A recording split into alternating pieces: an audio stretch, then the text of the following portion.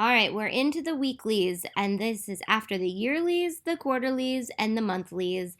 And now we are going to go into our weeklies, which I used this heart to kind of tell me that this is the washi tape that I'm looking for where I want to start my weeklies. However, I am going to keep my ribbon in the current week that I am, and I'm also going to keep my other ribbon in my monthly so that I can easily get to that spot and to my weekly spot at the same time. And I just have to remember to keep them in there because I'm really bad at that.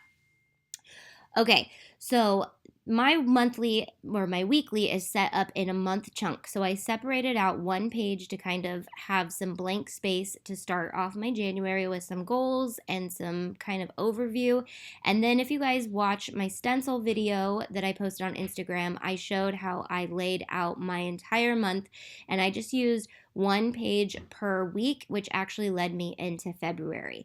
So I like to line them all up back to back, but then I love to give myself some empty space for the rest of the month for if I'm going to meetings, or not necessarily meetings, but like if I'm doing an event or a conference, or church notes will all be after my weeks. So these will include like my to-dos, my schedule, and all the things. But I really love having them in one section, and I'm not sure what I'm doing with my grid section yet. So when I do figure that out, I will post a video, but you guys have it in the back for you if you want to use it.